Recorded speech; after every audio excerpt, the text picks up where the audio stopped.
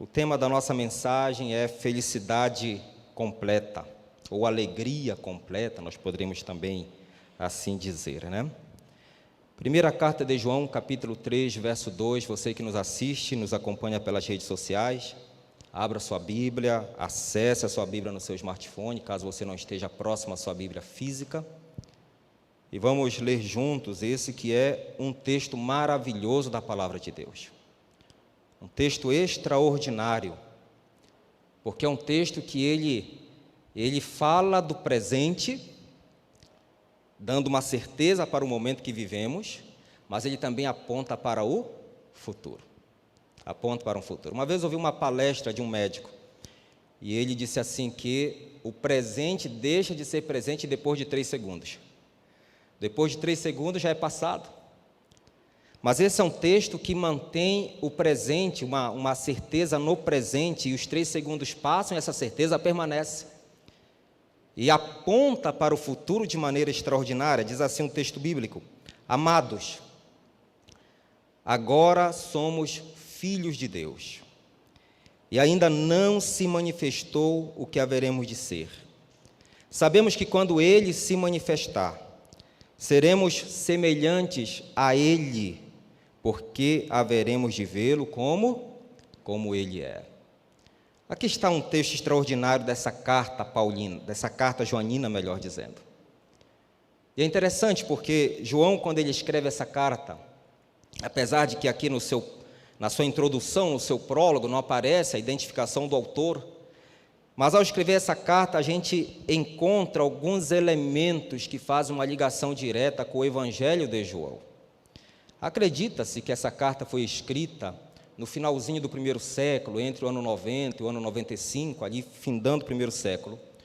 João já não mais era o jovem impetuoso, o filho do trovão, agora ele já era conhecido como o discípulo amado. Ele, na verdade, já tinha passado pela experiência do exílio na ilha de Pátimos, e agora vivia ali na cidade de Éfeso.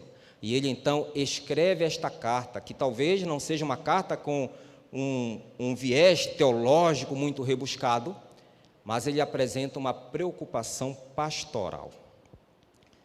Eu tenho pouco tempo de ministério, mas já percebi uma coisa, que para muitas situações, se não para todas, mais do que a preocupação da profundidade do conhecimento teológico, nós precisamos manifestar um cuidado pastoral pelas pessoas que estão ao nosso redor. E quando eu falo nós, não estou falando necessariamente nós, os pastores, mas todos nós. Todos nós. Uma vez liguei para um primo, e ele passou por uma situação muito difícil. E eu achei interessante que ele disse assim: olha, Maiton, a palavra que eu queria ouvir veio da pessoa que eu menos esperava. Todos nós podemos exercer essa função de um aconselhamento pastoral embasado na palavra de Deus, levando conforto, minorando o sofrimento das pessoas. E aqui João escreve então essa carta com essa finalidade mais pastoral, de aconselhar, de escrever para a igreja. E sabe, nessa manhã eu queria que vocês ouvissem os conselhos de João, que, claro, primariamente escreve para uma igreja em Éfeso, mas agora a palavra de Deus está falando para a igreja, não somente aqui do Marco, mas para todos aqueles que nos acompanham nesse Brasil e nesse mundo. E João, ele tinha uma preocupação especial. Se você olhar o verso 18, no capítulo 2, eu vou saltar um pouquinho os versos, só para a gente pegar o contexto. No capítulo 2, verso 18, verso 19, a gente vê que João parece que escreve com uma preocupação, diz assim: filhinhos, já é a última hora. Veja, lá no tempo de João já disse: olha, filhinhos, já é a última hora. Eu acho que mais do que nunca nós vivemos a última hora, né? Aguardamos a vinda de Cristo. Mas João diz: filhinhos, já é a última hora. E como ouvistes que vem o anticristo, também agora muitos anticristos têm surgido, pelo que conhecemos que é a última hora. Olha que coisa interessante. João, ele olha para o cenário religioso da sua época e diz assim: olha, o cenário religioso está nos dizendo, vivemos a última hora. Será que não vivemos a mesma coisa agora? Ao olharmos para o cenário religioso, para o cenário político, para o cenário social e até mesmo essa pandemia, será que ela não nos mostra que também vivemos a última hora? E aí o verso 19 diz: e eles saíram de onde? Do nosso meio. O cenário religioso que ali estava e que fez João dizer assim: olha, já vivemos a última hora. Ele diz assim: olha, e esses que estão se comportando como anticristos, eles saíram de onde? Do nosso meio. Os eruditos dizem que João, ao escrever não somente essas epístolas, mas também o próprio Evangelho, ele tinha a finalidade de combater duas heresias que estavam acontecendo ali na igreja de Éfeso. Duas heresias que tinham a ver com a natureza de Cristo. O docetismo, que ensinava que Cristo, ele na verdade não tinha encarnado, mas ele apenas tinha uma aparência da humanidade. E uma outra heresia foi divulgada por um contemporâneo de João, chamado Cerinto, em que dizia que Jesus ele era um filho natural de José e de Maria, e que na ocasião do batismo, Cristo então entrou no corpo de Jesus, e um pouco antes da crucificação, Cristo então saiu do corpo de Jesus. Então parece que essa era a preocupação de João ao escrever esta carta, combater essas heresias, esses ensinos falsos com relação à natureza, com relação à divindade da pessoa de Cristo. Interessante que o tempo mudou, o tempo passou, melhor dizendo, mas parece que nós ainda somos assaltados de dúvidas, de teorias, ou mesmo de ideias que de alguma maneira tentam ferir aquilo que a Bíblia apresenta acerca da pessoa de Cristo. Ainda somos assaltados. A heresia antiga, mas de tempo em tempo ela reaparece, né? De tempo em tempo. E assim João então escreve essa carta, com essa finalidade. Mas João tem uma outra finalidade no coração, e essa não são os eruditos que dizem. Não são os eruditos que dizem assim: olha, João, ao escrever isso aqui, ele estava tentando combater essas heresias. É o próprio João que diz a sua finalidade, o seu objetivo. Eu quero te convidar a ler, antes que a gente volte para o capítulo 3, verso 2, que vai ser a base, o texto base da mensagem. Eu quero te convidar a ler a finalidade da carta que João escreveu, capítulo 1, verso 4. E eu quero que você fique com isso no coração nesta manhã. Capítulo 1, verso 4. Estas coisas, pois, vos escrevo para que a nossa alegria seja... Qual a finalidade, então, da epístola de João? Para que a nossa alegria seja completa. Então, João, ao escrever a sua epístola, ele deixa bem claro, lá no final do prólogo, que a epístola, a carta de João foi escrita com a finalidade de que a nossa alegria fosse completa. A nossa alegria fosse completa. Então, ao lermos os versos que virão de toda essa epístola, lembre-se que João tem esse propósito, com que a nossa felicidade fosse completa. Em que você tem buscado a felicidade completa? Em que você tem buscado a verdadeira alegria, a verdadeira felicidade? Quando você olha para o teu presente, o que é que te dá alegria? E quando você olha para o futuro, a pergunta é: que projetos você tem se engajado em busca da verdadeira felicidade? Eu tenho uma proposta, na verdade eu não, o apóstolo João tem uma proposta. E essa proposta ela está exatamente no verso 2 que nós lemos. Não somente esse verso bem verdade, mas essa manhã eu quero explorar o verso 2 do capítulo 3, para ver a proposta de João em nos oferecer a felicidade completa. Vamos ler novamente, só que agora vamos ler de maneira seccionada, de maneira dividida. Eu quero ler primeiramente a primeira frase, capítulo 3, verso 2, a primeira frase, e depois a gente lê o restante do verso. Então a primeira frase diz: amados, agora somos filhos de Deus. Qual era o propósito da carta de João? A nossa alegria seja completa. Então, neste propósito, João diz assim: amados, agora somos filhos de Deus. Você já parou para refletir sobre a profundeza dessa afirmação?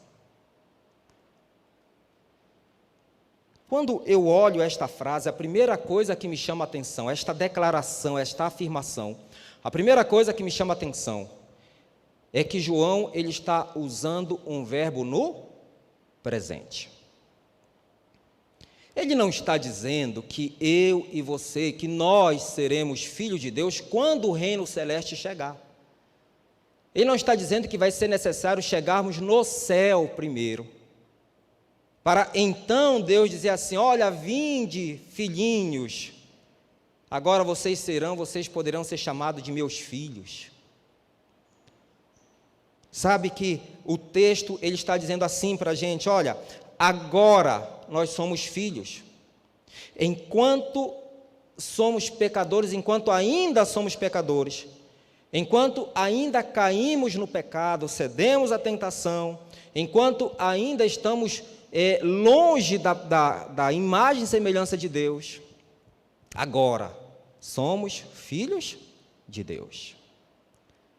Essa é uma declaração muito importante, e ela é muito importante porque essa é uma declaração em que mostra que houve uma mudança de filiação. Porque se você for para Efésios capítulo 2, você vai ver que antes dessa declaração, ou antes de nós aceitarmos essa declaração de que somos agora filhos de Deus, nós tínhamos uma outra filiação. Efésios capítulo 2, verso 1 até o verso 3. Efésios capítulo 2, verso 1 ao verso 3, mostra qual era o quadro da humanidade, em que circunstâncias nós nos encontrávamos, quem era o nosso pai. E aqui diz assim um texto bíblico: ele vos deu vida estando vós mortos nos vossos delitos e pecados, Efésios 2, verso 1 ao verso 3, nos quais andastes outrora segundo o curso deste mundo, segundo o príncipe da potestade do ar, do espírito que agora atua nos filhos da desobediência, entre os quais também nós andamos outrora segundo as inclinações da nossa carne, fazendo a vontade da carne e dos pensamentos, e éramos por natureza filhos de quem? Filhos da ira. Então veja a importância da declaração da carta de João ao dizer: amados, agora sois filhos de Deus. Ela cresce ainda mais diante deste verso, porque esse verso mostra que antes nós éramos filhos da desobediência e filhos da ira. Estávamos longe de Deus. O apóstolo Paulo chega a dizer que estávamos mortos em nossos delitos e pecados. E eu fiquei curioso, por que Paulo diz desta maneira? Mortos nos delitos e pecados. Uma pesquisa rápida me mostrou que a palavra delito significa, no original, um escorregão. Um escorregão. Sabe quando você caminha e dá aquele escorregão e você assim se recobra e olha para ver se ninguém está vendo?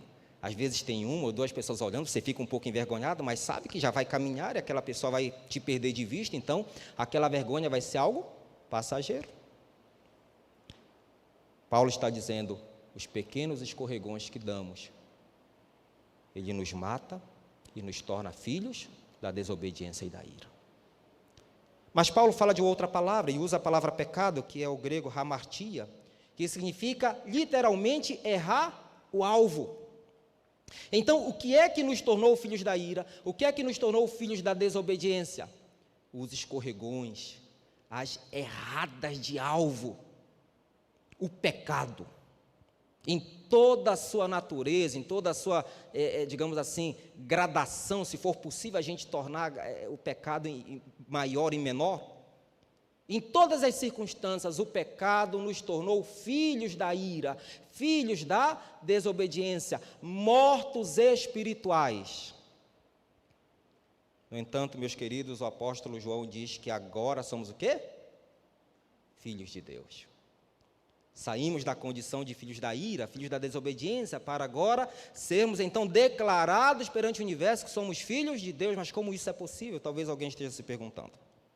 Quem sabe alguém que nos assiste nessa manhã diz assim: como é possível eu que tenho andado no caminho da desobediência, longe dos caminhos do Senhor, como é possível Deus olhar dos altos céus e dizer assim: olha, agora você é meu filho?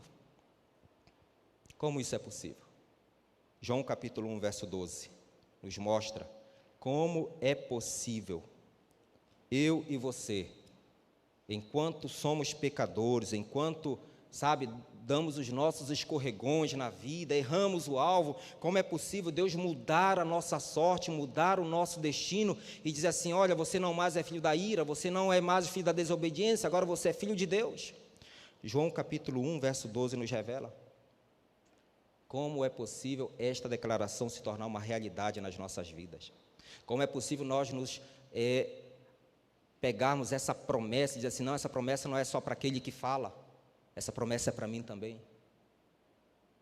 João capítulo 1, verso 12 diz: mas a todos quanto o receberam, deu-lhes o poder de serem feitos o quê? Filhos de Deus. A saber, aos que creem no seu nome. Então, como que é possível eu, que sou filho da ira, filho da desobediência, por conta dos meus delitos, por conta dos meus pecados, ser considerado agora um filho de Deus? A resposta está aqui: a todos quantos o receberam. Ao receber a Cristo como teu Salvador e crer no nome de Cristo como seu Salvador pessoal, acontece um milagre, o maior milagre que alguém pode presenciar. A maior cura que Deus pode realizar na vida do ser humano é pegar o ser humano que era filho da desobediência, filho da ira, e agora o colocar na condição de filho de Deus. Você entende por que o João diz assim: olha, eu escrevo essas coisas para que a sua alegria seja completa, para que a sua felicidade seja completa? Você já imaginou como isso muda o nosso propósito de vida? Como isso muda o nosso projeto, a nossa maneira de olhar a vida? Uma vez liguei para um amigo, e esse amigo nos assiste agora. E eu brincava sempre com ele, e eu disse assim: amigo, não vou citar o nome, né? Amigo, me diz uma coisa aí, você é que faz chover em Imperatriz? E ele sorrindo disse assim: não, pastor, eu não faço chover, mas sou filho de quem faz. A certeza de que somos filhos de Deus, apesar de que ele estava brincando naquele momento, mas nós precisamos ter essa certeza de que, pela redenção, Cristo nos tirou da condição de filhos da ira, filhos da desobediência, e nos coloca agora na condição de filhos de Deus, pela redenção.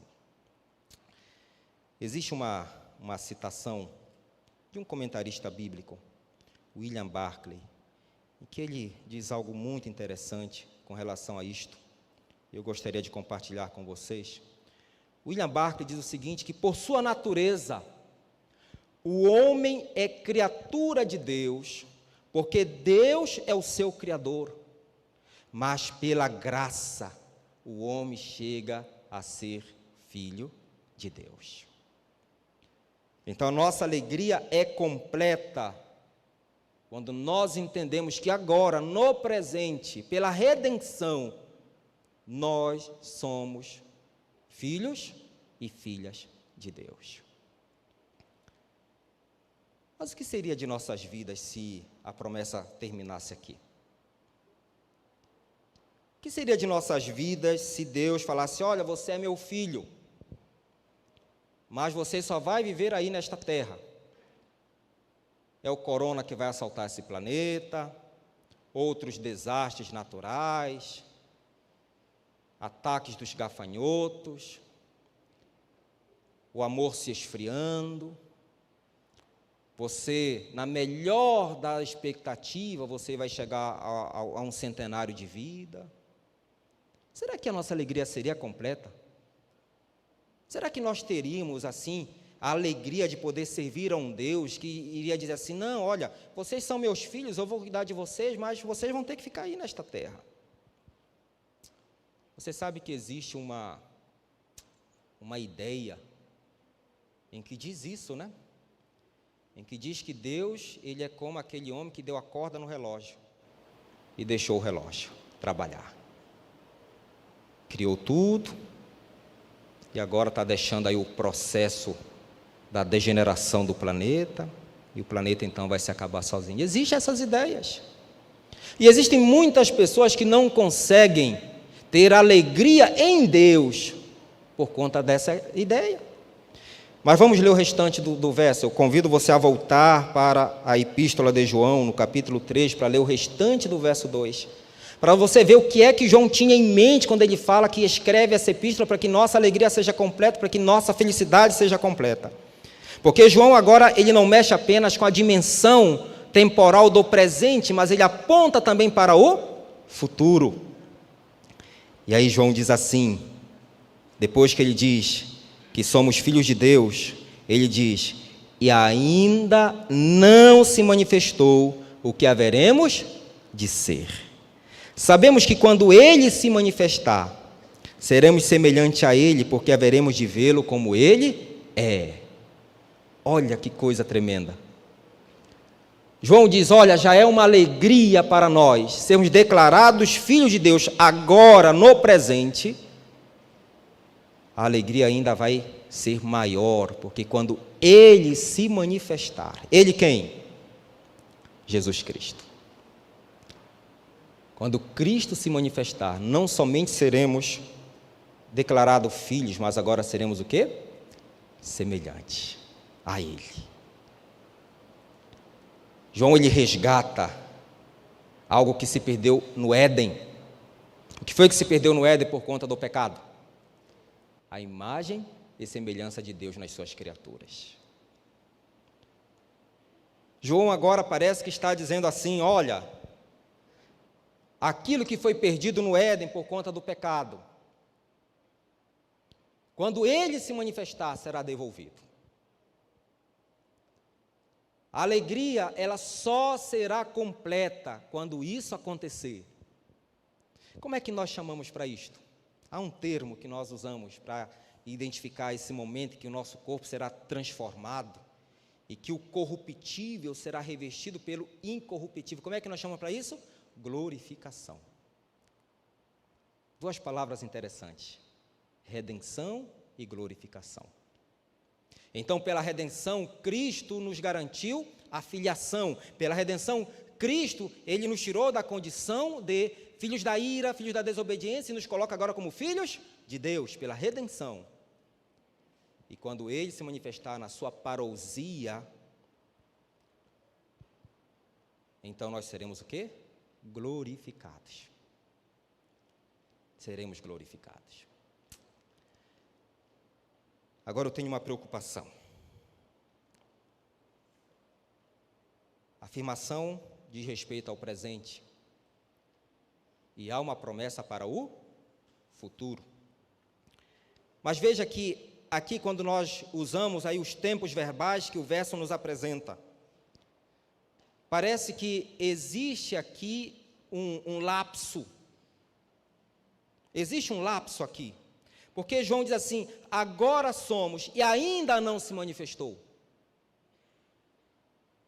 Existe um tempo entre o agora e o ainda não.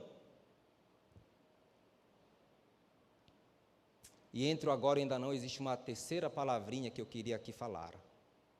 O agora é garantido pelo ato da redenção. O ainda não é garantido pela glorificação. Mas entre o agora e o ainda não existe uma terceira palavrinha. Santificação. A Bíblia mesmo diz que sem santificação ninguém verá a Deus. E se você olhar, claro que a gente não vai ter condições aqui de ler toda a epístola, mas se você olhar alguns versos, você vê que parece que João está lidando com essa necessidade da igreja, lidando com a necessidade do crescimento em Cristo. Ele diz, olha, agora vocês são filhos de Deus, nós somos filhos de Deus, mas ainda não se manifestou o que haveremos de ser, mas até que isso aconteça, há algumas necessidades. Eu queria gastar o meu tempo final falando dessas necessidades. Não são muitas. mas há algumas necessidades, e aqui também não vou nem exaurir as necessidades da carta, mas algumas que me saltaram os olhos, que me chamaram a atenção. A primeira necessidade, enquanto não acontece a glorificação, está no capítulo 2, verso 15. O que é que diz a primeira frase? Não ameis o mundo e nem as coisas que há no mundo. Entre o agora e o ainda não, a primeira necessidade nossa é não amar o mundo. E o apóstolo explica, ele chega a dizer, porque tudo que há no mundo, verso 16, a concupiscência da carne, a concupiscência dos olhos, a soberba da vida, não procede de quem? Do Pai. Parece que João está dizendo assim, olha, você agora é filho de Deus, e você precisa manifestar o caráter de Deus, e amar o mundo te impede de manifestar o caráter de Deus. Então, primeira necessidade nossa entre o agora e o ainda não, nós que aguardamos a manifestação do nosso Senhor para sermos então transformados. Essa é a primeira necessidade. A segunda necessidade, capítulo 3, verso 7. Capítulo 3, verso 7. Se a primeira necessidade é não amar o mundo, a segunda necessidade, capítulo 3, verso 7, especialmente a última frase diz: aquele que pratica a justiça é justo, assim como ele é justo. E quando você vai para o capítulo 10, diz: nisto são manifestos os filhos de Deus e os filhos do diabo. Todo aquele que não pratica a justiça não procede de Deus. Então, se há uma necessidade de não amar o mundo, também há uma necessidade de sermos praticantes da justiça. Porque a Bíblia diz que aquele que não pratica a justiça não procede de Deus. E aquele que pratica a injustiça, a Bíblia diz, é filho de quem? Do diabo. Então, essa é a segunda necessidade. A terceira necessidade, nós podemos encontrar aqui no verso 9, que diz que todo aquele que é o quê? Nascido de Deus, não vive na prática do pecado. Sabe que há muitos, eu aqui não vou ter tempo para comentar mais sobre esse verso, mas há muitas pessoas que têm usado esse verso para defender o perfeccionismo. João não está falando de perfeccionismo, meus queridos. João não está falando, tanto é que um dos meus versos preferidos da epístola de João é o capítulo 2, verso 1, que diz assim: filhinhos meus, estas coisas vos escrevo para que não pequeis, todavia se pecar, temos o que junto ao Pai? Então João não está falando de perfeccionismo aqui. Sabe o que João está falando? Eu lembro que em algum momento eu li sobre isso, alguém que chegou para uma jovem que tinha aceitado a Cristo como seu Salvador, como seu Pai, e alguém disse assim: menina, me explica qual é a diferença da tua vida antes e depois de aceitar a Cristo como teu Salvador? Aquela jovem disse assim: antes de eu me converter, eu era uma pecadora que corria para o pecado. Agora que eu estou convertido, eu sou uma pecadora que corre do pecado. É disso que João está falando. Que aquele que é nascido de Cristo, aquele que é declarado filho de Deus, agora ele não corre mais para o pecado, mas ele corre do pecado. Então esta é a terceira necessidade. A quarta necessidade, capítulo 4, verso 1, e quarta e penúltima necessidade. Capítulo 4, verso 1. João diz assim: amados, não deis crédito a qualquer espírito, antes provai os espíritos se procedem de Deus. Veja, entre o agora e o ainda não, eu preciso não amar o mundo, eu preciso ter práticas de justiça, eu preciso correr do pecado, mas eu preciso também fazer uma coisa: testar se os espíritos procedem de Deus. O que é que João está dizendo aqui? João está dizendo que nós precisamos ser iguais aos bereanos, que viam na Bíblia se aquilo que estava sendo ensinado estava de acordo com a Bíblia. Mas infelizmente, meus queridos, e me permitam aqui falar desta maneira, com tristeza, mas com carinho e com amor, com exortação, há muitos que querem alcançar a glorificação usando as redes sociais para tratar apenas das coisas deste mundo. Deixaram de ler a Bíblia, deixaram de consultar a Bíblia, deixaram de fazer a recomendação de Cristo, que a recomendação de Cristo é muito simples. João 5,39, examinais as Escrituras. Essa era a recomendação de Cristo. Examinar as Escrituras. É isso que João está dizendo aqui, quando diz assim, nós precisamos testar se os Espíritos procedem de Deus. Só há uma maneira de nós testarmos se os Espíritos procedem de Deus, dedicando tempo para ler a Bíblia. Examinar as Escrituras. Mas ainda há um último procedimento. Capítulo 4, verso 7. Eu quero finalizar com este procedimento. Capítulo 4, verso 7. Entre o agora e o ainda não, nós precisamos não amar o mundo e nem as coisas do mundo. Entre o agora e o ainda não, nós precisamos praticar a justiça. Entre o agora e o ainda não, eu preciso correr do pecado. Não mais tratar o pecado como se fosse um bichinho de estimação que eu alimento todo dia. Entre o agora e o ainda não, eu preciso examinar as Escrituras, testar para ver se os Espíritos, as doutrinas, os ensinos de fato procedem de Deus. Eu preciso fazer igual os samaritanos, que uma vez que a mulher samaritana levou aqueles homens a Cristo, aí em algum momento ele fala assim, olha, agora não é mais pelo que tu falas, porque nós mesmos podemos agora ouvir. Entre agora e ainda não, existe ainda uma quinta coisa.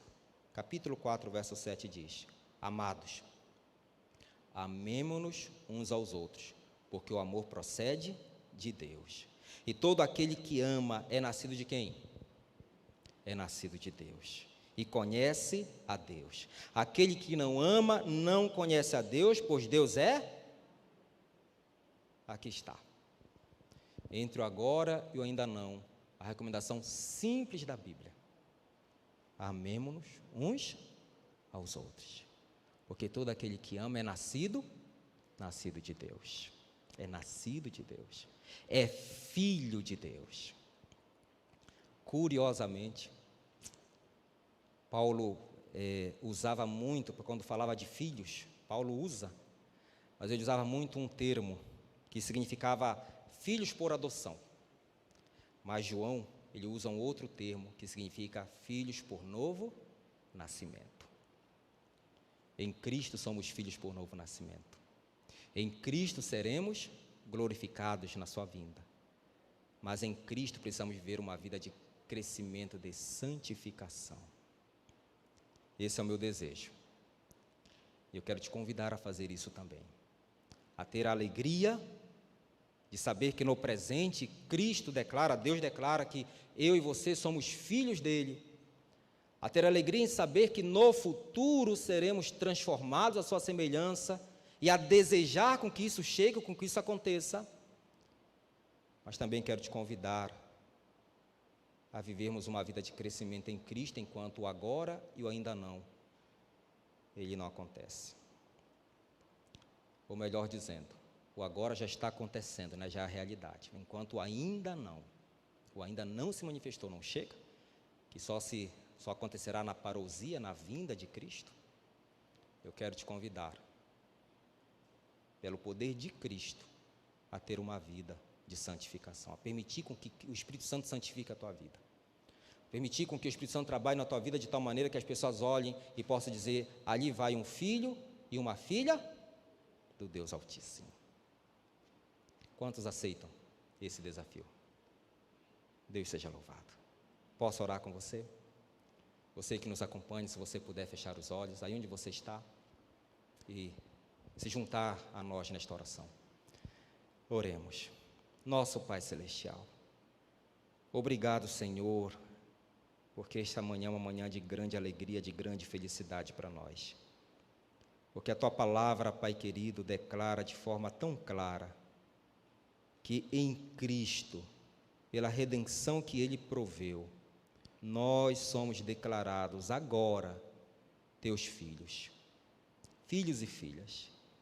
Obrigado, Senhor. Obrigado porque o Senhor nos resgatou da condição de filhos da ira, de filhos da desobediência, e hoje nós podemos com alegria dizer, somos Teus filhos, amado Pai. Obrigado, Pai, pela promessa tremenda de que quando Ele se manifestar, não somente seremos filhos, mas seremos agora a imagem e semelhança dEle. Mas enquanto isso não acontece, Pai, por favor, derrama Teu Santo Espírito sobre nós, para que nossas vidas sejam santificadas e possamos crescer na fé, crescer no relacionamento contigo, crescer, Pai querido, no que diz respeito às nossas prioridades, em não amar o mundo, as coisas do mundo, mas amar as coisas do céu, a correr do pecado, amar uns aos outros, a sermos estudantes da Bíblia. Por favor, Senhor, porque nós entendemos que tudo isso faz parte do nosso crescimento espiritual. Tudo isso é necessário para a santificação que o Espírito Santo deseja operar em cada um de nós. E nessa manhã, Pai amado, nós nos entregamos em Tuas mãos, para que o Senhor realize em nós, não somente o querer, mas também o efetuar. E o Senhor termine na vinda de Cristo a obra que o Senhor iniciou em nossas vidas. É o que te pedimos, amado Pai, não merecemos, mas nós o fazemos em nome e por amor a Jesus. Amém.